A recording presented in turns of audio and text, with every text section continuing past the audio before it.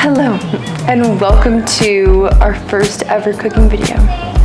Today we're making chocolate chip cookies, Mason's famous cookies, or his only cookies that he knows how to make.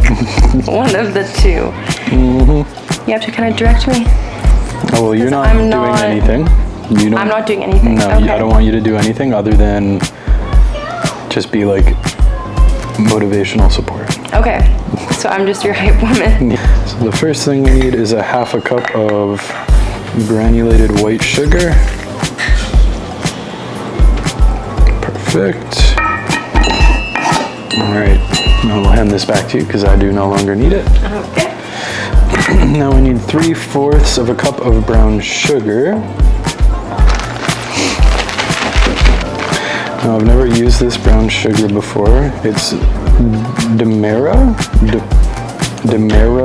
I don't know how to pronounce that, brown sugar. It just looked more fancy.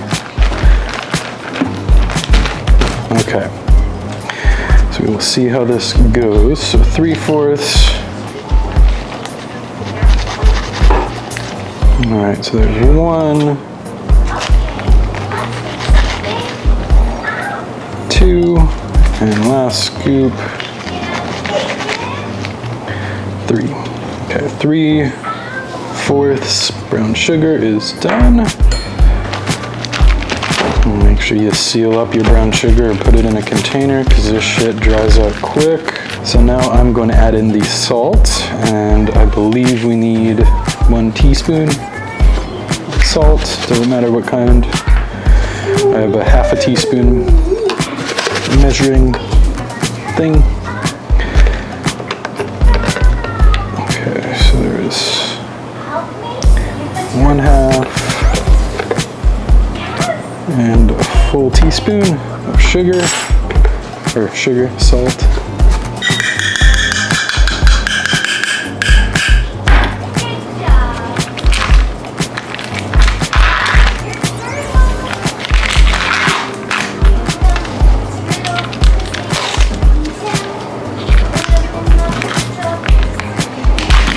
Okay.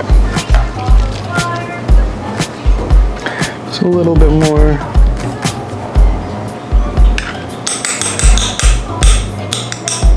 Okay. So now we're gonna put this butter in a bowl.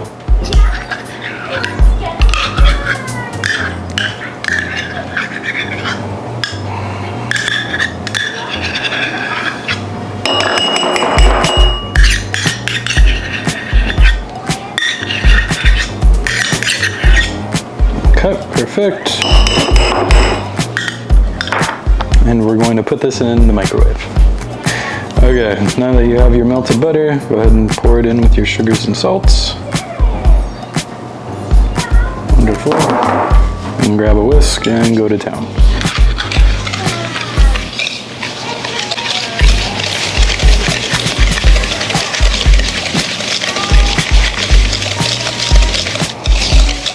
Okay. You really just want to mix this and incorporate everything as best you can. It says, you don't want to have any chunks or lumps, but I don't find in this stage that it's possible to have it without any chunks or lumps. I think right about there is where it starts to form together. That's the best we're gonna get. Okay. All right, and now we're going to whisk in our egg, our singular egg, and our vanilla.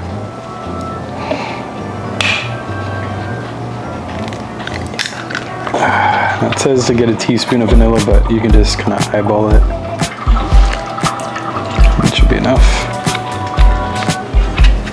I'll just whisk this in until it gets all nice and ribbony.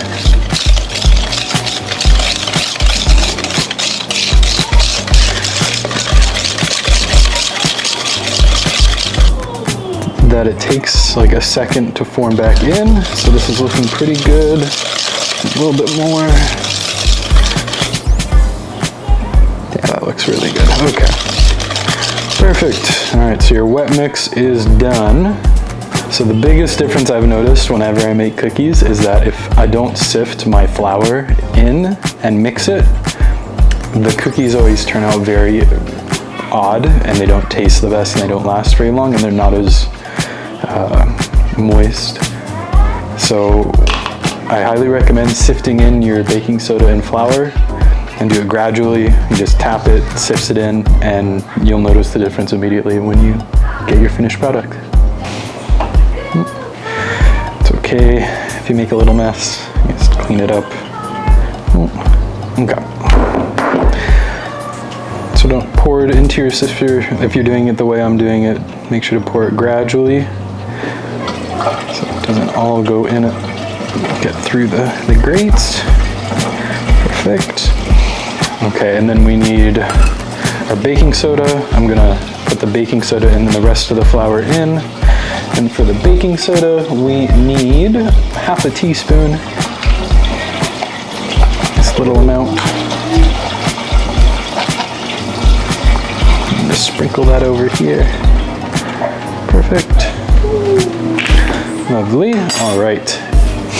And now we put the rest of our flour on. Just 1/4 cup. Whoa. Just sprinkle that over top. Now I need some help sifting. So if my assistant could come and help me sift. I got you. Happen in general, and I'll tell you when to stop. Keep going. Keep going. Keep going.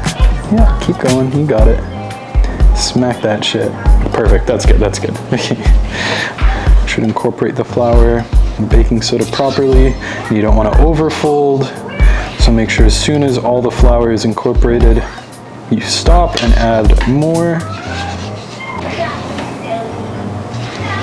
All right, so yeah, just keep folding until almost all the flour is incorporated, like so. Okay, and then we can sift more. So we got our handy dandy sifter to come back. Perfect, you can keep going and stop. Perfect.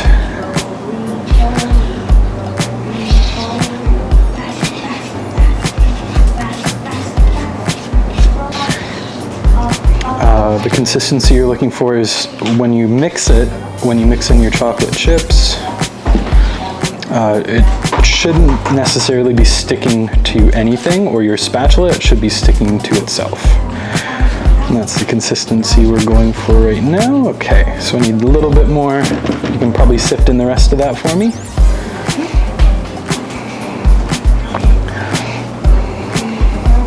Yeah, get it all in there. Go a little bit lower.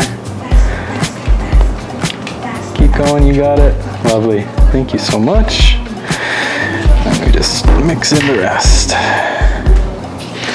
All right, as you can see, we're getting that consistency where it doesn't necessarily stick to the spatula. That's generally a good sign, and you know you're gonna make a pretty dope batch of cookies.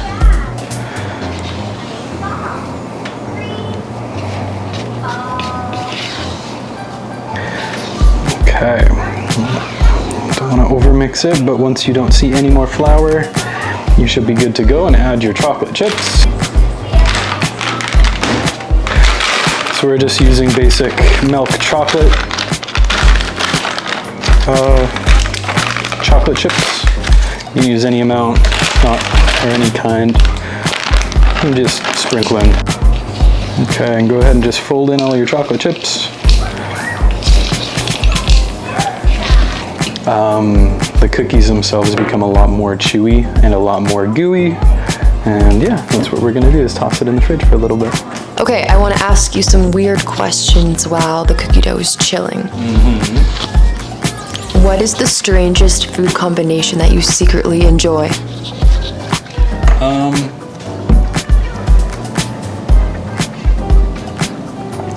don't know, I enjoy a lot of weird stuff, but probably, I don't hear a lot of people talk about it, but I add mayo in my ramen. I mean, maybe. I've never really heard of that, but I know you have a lot of mayo in your ramen though. Oh yeah. Okay, if you could only eat one color of food for a week, which color would you choose and why? Have you ever tried a food that made you instantly gag? What was it? Do you want me to hold it?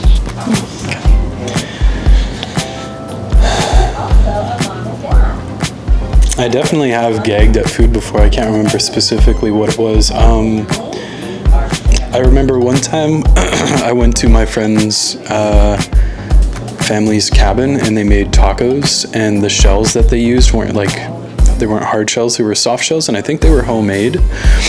And I remember taking one bite and having to casually just sit up from the table and walk away and go to the bathroom to spit everything out. But that was probably the closest I've ever been to throwing up, and I felt terrible because I didn't eat anything and I plated up 5 tacos. Okay, I think we should end off on that answer because that was pretty funny.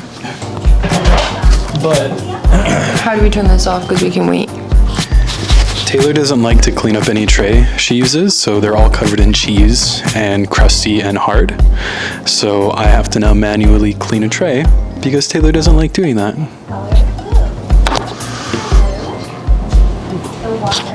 Not true. Crusty and hard. I'm sorry. All right, so after your cookie dough has set in the fridge for about 20 to 30 minutes, it is ready to scoop. Now, I would recommend using parchment paper on a tray. It makes it a lot easier to take the cookies off, but we don't have any, so butter will do. If you just butter the tray, get it all nice and coated, the cookies should come off nice and easily. I'm gonna use a ice cream scooper because I wanna make the cookies gigantic. If you want to make medium-sized cookies, use a tablespoon. If you want to use or make small cookies, use a teaspoon. So it's kind of just your preference on the size of cookie you want. And I'm going to do a scoop like so, and then just plop it down like that.